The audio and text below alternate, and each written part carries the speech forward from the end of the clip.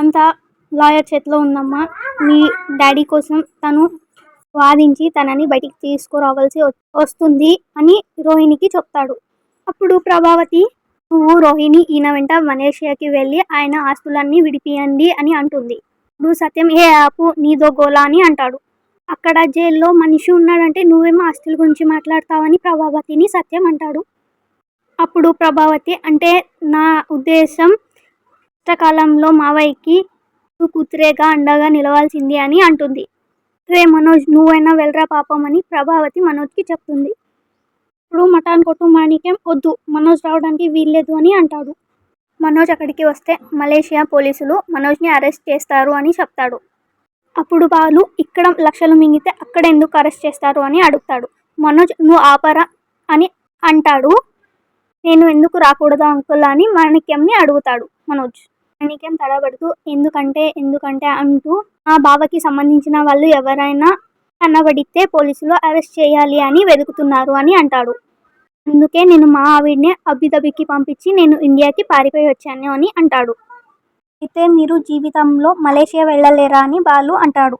పాపం కోడొక కొండలో పుంజొక కొండలో అన్నట్టు మీరు మీ ఆవిడ చెరో దేశంలో ఉండాల్సిందేనా అని అడుగుతాడు బాలు. లేదు, నేను తిరుపతి వెళ్ళి గుండు కొట్టించుకుని కలకత్తా కాళీని దర్శనం చేసుకుంటాను. మా బావ విడుదల అయ్యాకే నేను మలేషియా వెళ్తాను అని మాణిక్యం అంటాడు. ఇప్పుడు మనోజ్, ఎందుకు మీరు ఇక్కడే ఉండొచ్చు అని అంటాడు. అవును, ఇక్కడ పార్కులు ఉన్నాయి, పల్లీలు ఉన్నాయి అని బాలు అంటుండగా మీనా బాలు నోరుని మూసేస్తుంది. బాలు నోరుని మూసి కాస్త నోరు ముయ్యండి అని అంటుంది మీనా బాలుకి. నాకు ఉండాలనే ఉంది అని మాణిక్యం అంటాడు. కానీ షెడ్యూల్ అని అంటుండగా రోహిణి మాణిక్యం కాలుని తొక్కుతుంది. మాణిక్యం గట్టిగా అరుస్తాడు. అయ్యో ఏమైంది అని ప్రభావతి అడుగుతుంది. అలా మేకలా అరిచాడు ఏంటి? మేకమావ, అదే మేనమావ అని బాలు అంటాడు. మా బావ కోటీశ్వరుడు, ఆయనకి ఈ గతి పట్టినందుకు బాధతో ఆక్రోశించాను అని మాణిక్యం అంటాడు. పాప, సరే పాప, నేను వెళ్ళి వస్తాను. నీ ఆరోగ్యం జాగ్రత్త. మీ నాన్న గురించి ఏం తెలిసినా వచ్చి చెప్తాను. దిగులు పడకు. గొర్రెల మందిలా ఇంతమంది ఉన్నారు, నిన్ను బాగా చూసుకుంటారు అంటూ పాప ఉంటాను అంటూ ఏడుస్తూ అక్కడి నుంచి వెళ్ళిపోతాడు మాణిక్యం. రోహిణి ఏడుస్తూ ఉంటుంది. ప్రభావతి, ఏడవకు అమ్మా, ఆయన ఎందుకు రాలేదు అని నేను కూడా కోపం తెచ్చుకున్నాను. ఇలా జరిగింది అని తెలీదు. మీ నాన్న తప్పు లేదు కదా, నిర్దోషిగా విడుదల అవుతారు. మళ్ళీ మీ ఆస్తులు మీకు వస్తాయి అని అంటుంది. అప్పుడు సత్యం ప్రభావతిపై కోప్పడతాడు. రోహిణి ఏడుస్తూ అక్కడి నుంచి వెళ్ళిపోతుంది. రోహిణి అంటూ మనోజ్ కూడా రోహిణి వెనకాల వెళ్తాడు. సెల్ ఫోన్లు చూస్తూ, అన్నీ సరే, ఈ సెల్ ఫోన్ను ఇందులో ఎందుకు వేయమన్నాడో అర్థం కాలేదు అని బాలు అంటాడు. బాలు ఏదో ఆలోచిస్తూ ఉంటాడు. మీనా ఏం ఆలోచిస్తున్నారు అని బాలుని అడుగుతుంది. పార్లర్ అమ్మ చెప్పింది నిజమా, లేక ఆ మేకమావ చెప్పింది నిజమా అని బాలు మీనాని అడుగుతాడు. ఆ రోజు విమానం ఎక్కాడు అని పార్లర్ అమ్మ చెప్పింది. ఈ రోజు విమానం నుంచి దింపేశారు అని మేకమావ చెప్తున్నాడు. ఏదో కొడుతుంది నాకు అని బాలు అంటాడు. అప్పుడు మీనా, మీకు అన్నిటికీ అనుమానాలే, ఈ విషయంలో ఎవరు అయినా అబద్ధం చెప్తారా? పాపం రోహిణి బాగా ఏడుస్తుంది. వాళ్ళ నాన్న తొందరగా బయటికి వస్తే చాలు అని చెప్పి మీనా వంటగదికి వెళ్తుంది. బాలు ఆలోచిస్తూ ఉంటాడు. అప్పుడు ప్రభావతి రూమ్లో నుంచి కిందకి వస్తుంది. ఆలోచిస్తూ కూర్చుంటుంది. బాలు ప్రభావతిని చూస్తూ, పాపం వెర్రి తల్లి, బట్టలు నోట్ల కట్టలు అన్నీ ఏమైపోయాయో తెలియక బిక్కమొహం వేసింది అని అనుకుంటూ ఉంటాడు. మీనా వచ్చి ప్రభావతికి అత్తయ్య కాఫీ అని ఇస్తుంది. ఇప్పుడే సత్యం కూడా అక్కడికి వస్తాడు. అప్పుడు ప్రభావతి, నేను అడిగానా అని అంటుంది. ఇప్పుడు మీరు ఈ టైంకి తాగుతారు కదా, అందుకే తెచ్చాను అని అంటుంది.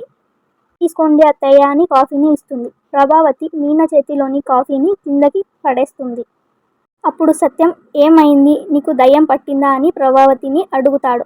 అవును పట్టింది అని అంటుంది. భూత వైద్యుడి దగ్గరికి తీసుకెళ్ళి కొరడా దెబ్బలు కొట్టిస్తారా అని అంటుంది. అమ్మయ్య, నాకు చాలా రోజుల నుంచి ఉన్న డౌట్ పోయింది. పద నాన్న, భూత వైద్యుడి దగ్గరికి తీసుకెళ్దాం అని సత్యానికి చెప్తాడు. బాలు, దయ్యానికి ఎంత ధైర్యం, లేకపోతే ఈ భూతావతినే పడుతుంది అని అంటాడు. రే, నా జోలికి వచ్చావా అంతేనా అంటూ కుర్చీని నెట్టేస్తుంది ప్రభావతి. అమ్మో, దూరంగా ఉండండి, అవే లక్షణాలు కనిపిస్తున్నాయి అని అంటాడు బాలు. మీనా, మీరు ఆగండి అని బాలుని అంటుంది. ఇప్పుడు ఏం జరిగింది? నేనేం తప్పు చేశాను అని మీరు కాఫీ గ్లాస్ విసిరి కొట్టారు అని మీనా ప్రభావతిని అడుగుతుంది.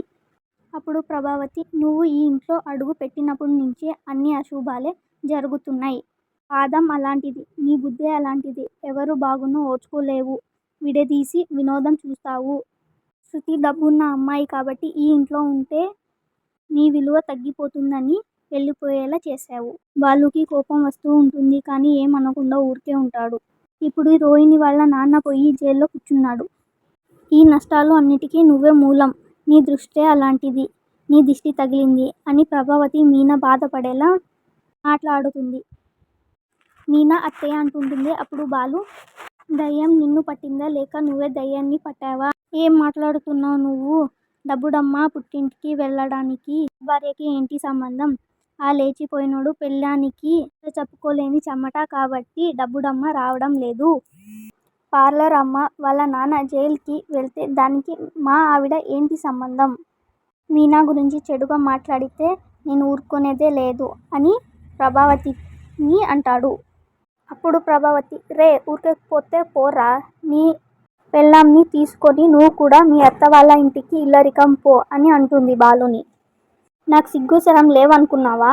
అప్పుడే అక్కడికి రోహిణి మనోజ్ వస్తారు. మనోజ్ని చూసి బాలు, వీడిలా పనిపాట లేదనుకున్నావా అంటాడు. నేను ఎక్కడికి వెళ్ళను అని బాలు అంటాడు. మనోజ్ కోపంతో బాలుని చూస్తాడు. అప్పుడు ప్రభావతి, అయితే నువ్వు మధ్యలోకి రాకు. నీ పెళ్ళామే నిన్నే రెచ్చగొట్టింది. శృతి వాళ్ళ నాన్నని కొట్టించింది. ఇంటికి రావాల్సిన మహాలక్ష్మి రాకపోవడానికి నీ పెళ్ళామే కారణం. పైసకి పనికి రాని వాళ్ళు అంతా ఇంట్లో పడి తింటున్నారు అని అంటుంది. అప్పుడు మీనా, ఎవరు పైసకి పనికి రాని వాళ్ళు? అత్తయ్య చెప్పండి అని అడుగుతుంది. పైసా పని చేయని వాళ్ళు ఎవరో మీరు ఇప్పుడు చెప్పాల్సిందే అంటూ కోపంతో ప్రభావతిని అడుగుతుంది. నా భర్త పని చేయట్లేదా, సంపాదించట్లేదా, కారు నడుపుతున్నాడు కదా అని అంటుంది. ఊరికే ఇంట్లో పడి తింటున్నాడా? నేను పూలు అమ్మట్లేదా? ఇంట్లో పని చేయట్లేదా? పైసా సంపాదించట్లేదా? ఊరికే పడి తింటున్నానా? ఎవరిని అనాల్సిన మాటలు ఎవరిని అంటున్నారు అత్తయ్య అని అంటుంది మీనా. ప్రభావతి మీనాని, నువ్వు మాట్లాడకు. నువ్వు ఫంక్షన్లో అడుగు పెట్టా కుబేర్ లాంటి మనిషి జైలుకి వెళ్ళాడు అని అంటుంది. ఏంటి, వీళ్ళ నాన్న కుబేరేనా? కుబేర మూవీలో ధనుష్ పాత్రని వీళ్ళ నాన్నని చూసే రాశారేమో అని బాలు అంటాడు. ఇప్పుడు రోహిణి, మీరిద్దరూ మీ గురించి మాట్లాడండి, మూడో వ్యక్తి గురించి మాట్లాడొద్దండి అని అంటుంది. ఇప్పుడు బాలు, ఆ మూడో వ్యక్తి ఎవరు? వాడు వీడేనా, వీడు వాడేనా? మీరెందుకు భుజాలు తడుముకుంటున్నారు అని పార్లర్ అమ్మను అంటాడు. నువ్వు ఆ గొలుసు తీయకుండా ఉండింటే ఇంత గొడవ జరిగేదా అని ప్రభావతి మీనాని అడుగుతుంది. మీరు కూడా ఇలాగే మాట్లాడతారేంటి? అయితే నేను దొంగనా అని మీనా ప్రభావతిని అడుగుతుంది. ఆ మాట నేను అనలేదు, ఆయన అన్నాడు. దొంగ అంటే కొట్టేస్తాడా? శృతి ఈ ఇంటికి రాకుండా ఉంది అని అంటుంది. అందర్నీ పంపించి ఈ ఇంట్లో నువ్వే మహారాణిలా ఉందాం అనుకున్నావా అంటుంది ప్రభావతి. నువ్వు ఉండగా ఇంకెవరు మహారాణిలో కూర్చొని తింటారు ఇంట్లో అని అంటాడు బాలు. నేను మీరు ఎవరు విడిపోవాలని కోరుకోవట్లేదు. మీరే మాట్లాడితే వేరు పోండి అని మీరే మమ్మల్ని అంటున్నారు అని మీనా అంటుంది. నేను అందరూ కలిసి ఉండాలి అనే కోరుకున్నాను అని అంటుంది మీనా. ఊరికే నాటకాలు ఆడకు. ఈ ఇంట్లో నుంచి కోడలు బయటికి వెళితే నేనొక్కదాన్నే బాధపడుతున్నాను. ఏ ఒక్కరైనా తీసుకుని వద్దామని చూసారా, లేక ఫోన్ అయినా చేశారా అని ప్రభావతి అందరినీ అడుగుతుంది. మీరేం చేస్తారు? మీరేం చేస్తున్నారు? మీరే వెళ్ళి శృతికి నచ్చచెప్పి తీసుకుని రావచ్చు కదా అని అంటుంటుంది మీనా. మీరెవరు చేయలేని పని నేను చేశాను. నేను వెళ్ళి శృతిని కలిశాను. శృతికి నచ్చచెప్పాను. అలాగే ఇంటికి తిరిగి రా అని కూడా చెప్పాను అని మీనా అంటుంది. ఏంటమ్మా నువ్వు వెళ్ళావా అని అడుగుతాడు సత్యం. అవును మావయ్య, నేను వెళ్ళాను. శృతికి జరిగిందంతా చెప్పాను. ఫంక్షన్లో మా ఆయన్ని వాళ్ళ తరపు వాళ్ళు ఎంత రెచ్చగొట్టారో నాకు మాత్రమే తెలుసు. ఫంక్షన్లో ఏం జరిగింది, ఏమీ లేదు అనేది అంతా శృతికి చెప్పాను. శృతికి ఎవరు ఏమీ చెప్పలేదంట. దానికి శృతి అపార్థం చేసుకునింది. తప్పకుండా శృతి మనసు మార్చుకొని ఇంటికి తిరిగి వస్తుంది అని మీనా అందరికీ చెప్తుంది. చూసావా, నువ్వు చేయలేని పని నీ కోడలు చేసింది అని సత్యం ప్రభావతికి చెప్తాడు.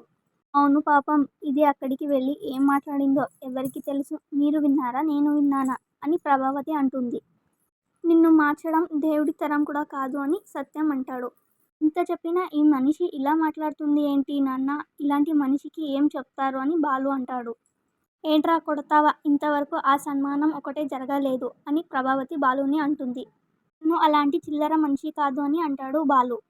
మీరు ఊరుకోండి అత్తయ్య, వాళ్ళు చేసిన తప్పుని టిక్కి ఒప్పుకోరని అర్థమవుతుంది కదా అని అంటుంది. మీరు బాధపడకండి, మీ ఆరోగ్యాన్ని పాడు చేసుకోకండి అత్తయ్య అని అంటుంది రోహిణి. ఇది అంతా మా అమ్మ మీద ప్రేమనా, లేక మీ విషయాలు ఏమీ బయటికి పడకూడదు అని మా అమ్మకి సపోర్ట్ చేస్తున్నావా అని బాలు రోహిణిని అడుగుతాడు. అలాంటి వాళ్ళతో కలిసి ఇంట్లో ఎవరు ఉంటారు, అందుకే శృతి వెళ్ళిపోయింది. ఎప్పుడో ఒక రోజు మమ్మల్ని పంపించేదాకా నిద్రపోడు అని చెప్పి అక్కడి నుంచి మనోజ్ని తీసుకొని వెళ్ళిపోతుంది రోహిణి. అందర్నీ పంపించి పెళ్ళాం మొగుడు ఈ ఇంటిని పూల మార్కెట్ చేయాలి అనుకుంటున్నారు అని చెప్పి ప్రభావతి కూడా అక్కడి నుంచి వెళ్ళిపోతుంది. మీనా బాధపడుతూ వంటగదికి వెళ్తుంది. మీనా బట్టలు ఆరేస్తూ ఉంటుంది. అక్కడికి బాలు వస్తాడు. బాలుని చూసి మీనా ఏమైనా కావాలా అని అడుగుతుంది. అవును, ఒక ప్రశ్నకి జవాబు కావాలి అని బాలు చెప్తాడు. ఏంటి అది అని అంటుంది మీనా. నువ్వెందుకు శృతిని కలవడానికి వెళ్ళావు అని అడుగుతాడు. ఏమైంది అంటుంది మీనా. అసలు నిన్ను ఎవరు ఆ ఇంటికి వెళ్ళమని చెప్పారు, ఎవరికి చెప్పి వెళ్ళావు అని అడుగుతాడు. వెళ్తే ఏమైంది అంటుంది మీనా. ప్రశ్నకి ప్రశ్న జవాబు కాదు అని అంటాడు బాలు. అయితే నాకొక ప్రశ్నకు జవాబు కావాలి అంటుంది మీనా. మీనా మీరెందుకు రవిని కలవడానికి వెళ్ళారు అని అంటుంది. వెళ్తే ఏమి అని అడుగుతాడు బాలు. అసలు మిమ్మల్ని ఎవరు అక్కడికి వెళ్ళమన్నారు, ఎవరికి చెప్పి వెళ్ళారు అని అడుగుతుంది. వాడు నా తమ్ముడు అంటాడు. అప్పుడు మీనా శృతి నా తోటి కోడలు అంటుంది. అయితే నీ మీద దొంగతనం మోపిన వాళ్ళ ఇంటికి వెళ్తావా, ఆ డబ్బుడమ్మకి ఇంత పొగరు లేకపోతే నువ్వు వెళ్ళి పిలిచినా రాను అంటుంది అని బాలు అంటాడు. ఊరికే శృతి మీద నిందలు వేయకండి, శృతి కోపం రవి మీద కాదు మీ మీద. అంటే నీ భర్త మీద కోపం ఉన్న వాళ్ళ దగ్గరికి వెళ్ళి బ్రతిమిలాడుకుంటావా అని బాలు అడుగుతాడు. బ్రతిమిలాడుకోలేదు, మంచి చెడు చెప్పాను, కష్టం నష్టం చెప్పాను, కాపురంని నిలబెట్టుకోమని హెచ్చరించాను, అది తప్ప అని మీనా అడుగుతుంది. ఏది ఏమైనా నువ్వు అక్కడికి వెళ్ళడం నాకు నచ్చలేదు అని అంటాడు. మీరు రవి దగ్గరికి వెళ్ళిన ప్రతిసారి గొడవ పెట్టుకోవడానికే వెళ్ళారు, మీరు వెళ్తే ప్రమాదం, శృతికి నచ్చ చెప్పడానికి వెళ్ళాను, ఇద్దరు కలిసి ఇంటికి వస్తే బాగుంటుంది అని మీనా చెప్తుంది. అది ఎవరు అర్థం చేసుకుంటారు అని అడుగుతాడు బాలు. అందరికీ అర్థం అయితే ప్రపంచంలో అపార్థం అనేవి ఉండవు. అత్తయ్య రవి గురించి దిగులు పెట్టుకున్నారు అని మీనా అంటుంది. కాదు, కోడల తరపు వచ్చే డబ్బు ఎక్కడ రాకుండా పోతుందో అని దిగులు పెట్టుకుంది అని అంటాడు బాలు. ఇప్పుడు అర్థం కాదు, రేపు మీకు పిల్లలు పుడితే అని అంటుండగా మీనా పిల్లలా అని అంటాడు బాలు.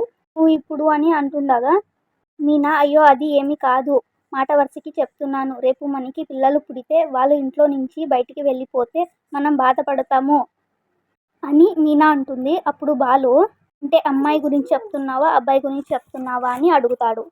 అప్పుడు మీనా ఎవరైనా పిల్లలు పిల్లలే కదా అండి అని అంటుంది. అమ్మాయి అయితే అత్తగారి ఇంటికి వెళ్తుంది, అందుకు ఎవరు బాధపడరు, మనకి ఆ బాధ వద్దు అంటే నువ్వు ఆ అమ్మాయినే కనాలి అని అంటాడు బాలు.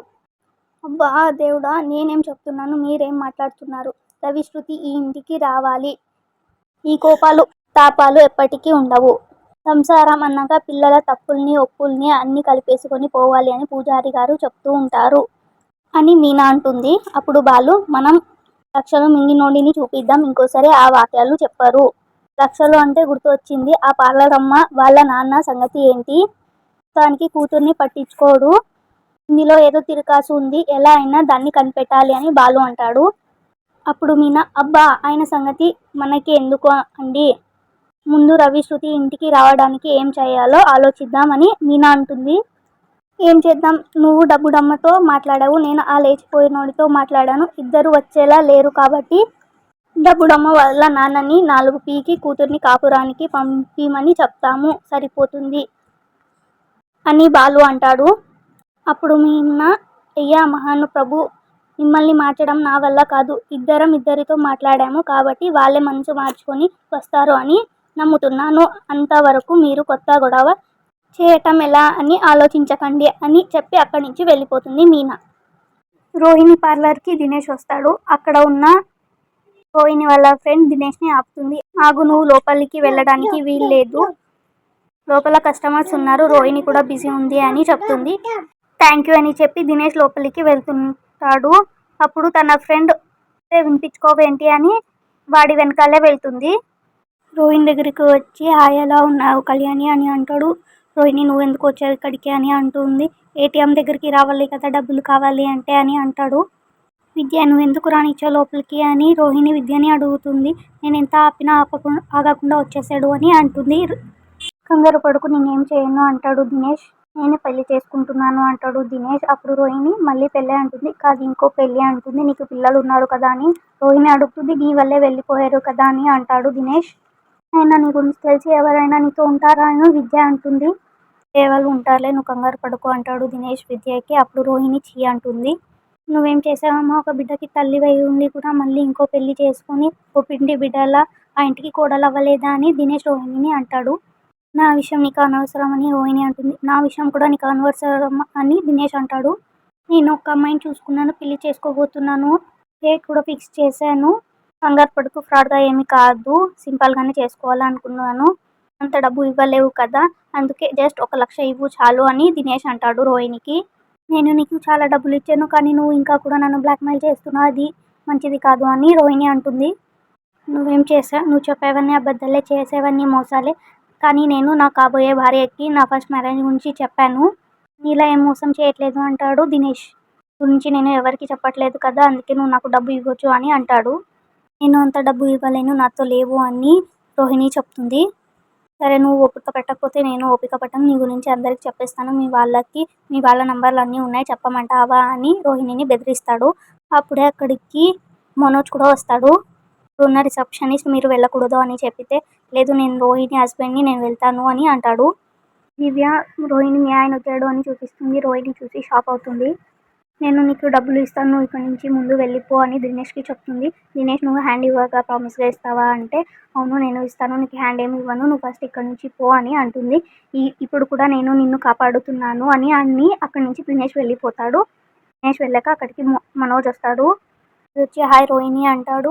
రోహిణి హాయ్ అని చెప్పి నువ్వు ఎందుకు ఇప్పుడు ఇక్కడికి వచ్చావు అని అడుగుతుంది. ఎందుకు రాకూడదా అని అడుగుతాడు. రోహిణి వాళ్ళ ఫ్రెండ్ సర్ప్రైజ్ ఇచ్చాడు లేవే అని అంటుంది. అవును సర్ప్రైజ్ ఇచ్చాను అని అంటాడు. కెనడా వెళ్ళడానికి లోన్ కోసం చూస్తున్నాను కానీ ఎవరు లోన్ ఇవ్వడం లేదు, మినిమం బ్యాలెన్స్ కూడా లేదు, లోన్ ఎలా ఇవ్వాలి అని అడుగుతున్నారు అని మనోజ్ అంటాడు. అప్పుడు రోహిణి వాళ్ళ ఫ్రెండ్ అందుకే కదా నిన్ను ఇక్కడే ఏదో ఒక జాబ్ చూసుకోమని చెప్పింది అని అంటుంది.